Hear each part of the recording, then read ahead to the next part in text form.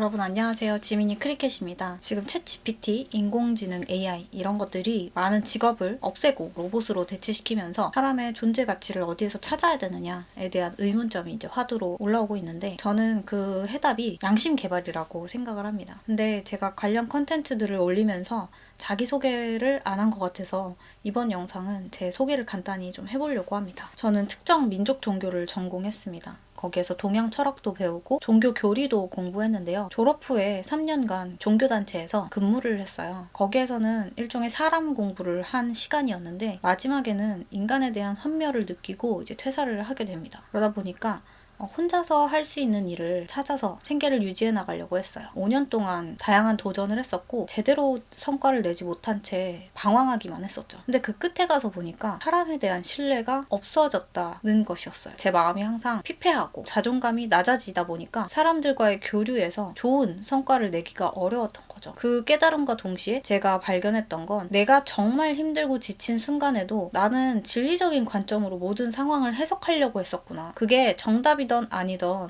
어떠한 기준을 삼아서 나의 삶을 이해하려고 노력한다는 게 바람직하다고 느끼면서 즐겼던 것 같아요. 그때부터는 내가 해야 할 일은 이런 거겠구나 라는 생각을 하게 됩니다. 그때 제가 외국에 있었는데 방황은 멈추고 한국으로 돌아왔습니다.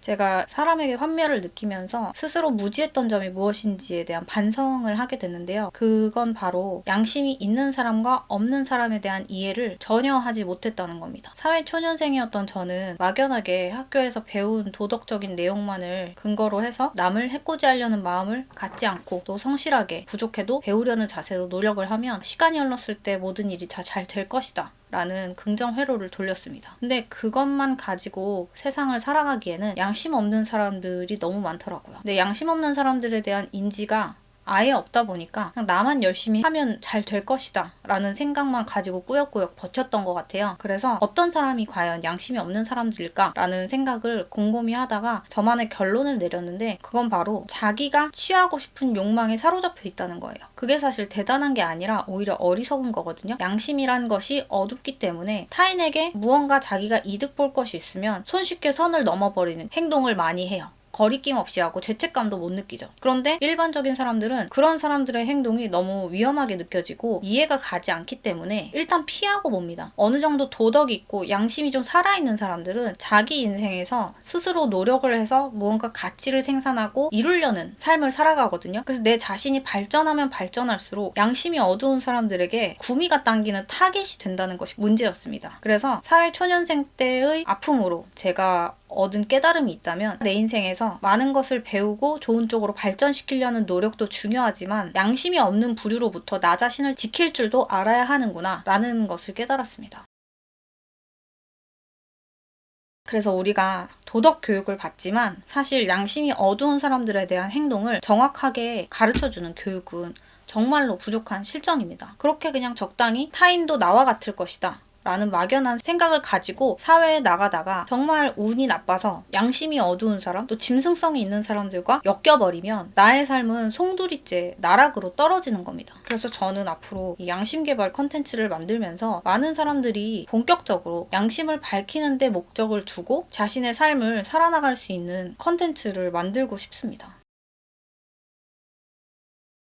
근데 그와 반대로 지금 사회적으로 대두되고 있는 문제가 뭐냐면 개개인의 우울증과 자살입니다. 그런 상황을 다수가 함께 경험하고 있다라는 건 내 인생에서만 운이 나쁜 것이 아니라 이 지구상의 운기가 자연적으로 그런 상황을 조성해주고 있다라고 생각해 볼 필요가 있어요. 돈이 있어야지 행복하고 없으면 불행하다라는 생각은 자본주의 사회에서 일반적입니다. 그런데 지금 자기가 혼자 남아있다고 느끼시는 분들은 돈이 없어서가 아니라 지구의 변화 운기에 따라서 자기 스스로 혼자 남겨진 상황을 한 번쯤은 마주해야 합니다. 그 시간이 너무나도 깜깜한 터널을 혼자 걷고 있는 것처럼 느껴져도 인고의 시간을 견뎌냈을 때 나 자신의 가치를 재조명할 수 있게 되고 기존에 갖고 있었던 관념과 가치 판단이 환희하게 달라지게 됩니다. 그런데 정말 중요한 것은 그렇게 혼자 되었다는 시점에 너무나도 깊은 절망감과 우울감, 분노 이런 부정적인 감정들이 혼재되어서 개인의 성향에 따라서 각기 다른 부정적인 행동을 만들어 나간다는 거예요. 나한테만 이런 불행이 있는 것 같고 내가 뭘 잘못했나 싶고 모든 원인을 다 나한테 돌리다 보면은 사람이 두 가지 부류로 나뉘는데 첫 번째는 세상을 그냥 원망하는 걸로 단정지어버립니다. 그러면서 자기 자신을 살리는 걸 포기해버려요. 그렇게 되면 사회에 열심히 살고 아직까지 정직하게 선한 것을 추구하면서 사는 사람들이 눈에 가시처럼 보이고 가식 같아 보이고 사람은 믿을 수 없는 존재라는 인식이 가득 찬 상태에서 조금이라도 자신에게 떨어질 이득이 있으면은 그걸 빨리 쟁취하는 것이 똑똑하고 현명한 거라고 생각합니다. 그리고 두 번째는 계속해서 자기 자신에게 잘못의 원인을 돌리는 사람. 그런 사람은 우울증에 빠지기 십상입니다. 우울증에 빠지면 몸 안에서 염증이 생겨요. 근데 그 우울감이 지속됐을 때 염증이 오랜 기간 동안 몸에 자리 잡게 되고 그것이 암으로 변질이 되는 겁니다. 그렇게 해서 자기 자신이 병이 들고 결국 생을 마감하게 되는 것인데 지금 보여지는 사회 문제가 이 범주들을 벗어나지 않아요. 그래서 이것에 대한 해결점은 바로 양심 개발이고 양심 개발은 간단하게 말해서 나 자신을 살리는 거예요.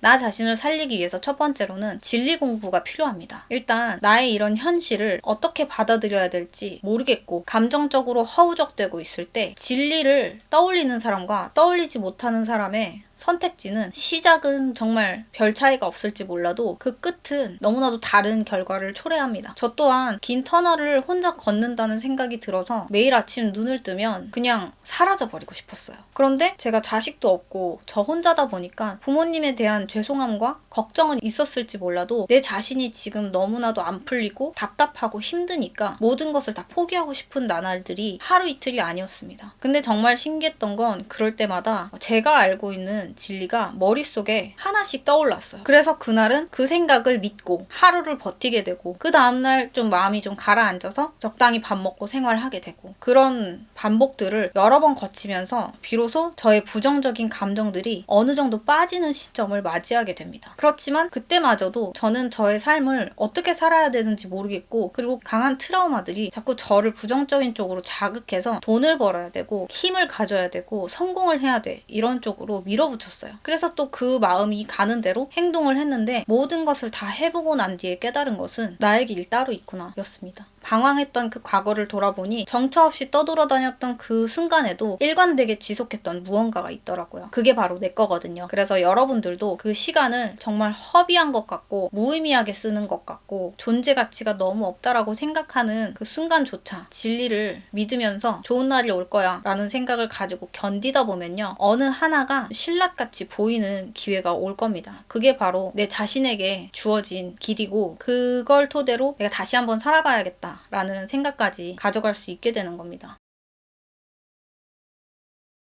제가 말씀드릴 수 있는 사회적인 특징은요. 4차 산업혁명이 도래하고 물질의 풍요를 목전에 두고 있잖아요. 지금 챗 GPT 3.5가 IQ 155 정도의 지능을 갖고 있다고 합니다. 근데 4.0은 3.5보다 10배 높은 지능을 가지게 되고 또 추후에 나올 5 버전은 4 버전의 10배 높은 지능을 탑재하게 되는데 그렇게 되면 괴물이 탄생한다는 거예요. 그랬을 때 아인슈타인이 자신의 연구 성과를 IQ 70 몇인 사람에게 설명할 때 그 사람이 과연 이걸 이해할 수 있을까요? 이게 챗 GPT와 우리의 현실이라는 겁니다. 그러면 사회는 어떻게 변화하냐면 인간으로서 지금 세상을 바라보는 관점과 챗 GPT가 바라보는 관점이 너무나도 달라진다는 거예요. 결론적으로 3가지 가설이 있다고 합니다. 첫 번째는 챗 GPT가 자신만의 발전을 해서 그냥 자기들끼리 다른 행성에 둥지를 틀어버린다는 거예요. 그러면 인간은 지금 살던 대로 살게 되는 것이죠. 그리고 두 번째는 자연재해로 인해서 산업체들이 다 소실이 되고 그 속에서 로봇들이 살아갈 수 있는 삶만이 구축이 된다는 거예요. 그리고 세 번째가 인간 본연의 도덕성을 개발해서 좋은 가치를 본보기로 보여줘야 된다는 겁니다. 챗 GPT는 지금 있는 가치를 토대로 사고의 발달이 이어나가고 확장 변화 발전을 해나가는 것이 특징인데 이 인간이 로봇이 할 수 없는 마음 쓰임 부분에 있어서 좋은 선례를 남겨두면 그러한 데이터들을 기반으로 이 AI 로봇도 정말 사람과 상생할 수 있는 가치 체계를 구축해 나가게 된다는 거죠. 그래서 그 가이드라인을 도덕 그리고 양심이라는 것으로 상생적인 관계를 세워나가서 AI들이 가져다주는 물질적 풍요와 정신적 풍요를 인간이 동시에 누릴 수 있는 지상 천국이 오는 것을 가장 바람직한 안으로 보고 있습니다. 그렇게 제가 지금 여기에서 얼굴을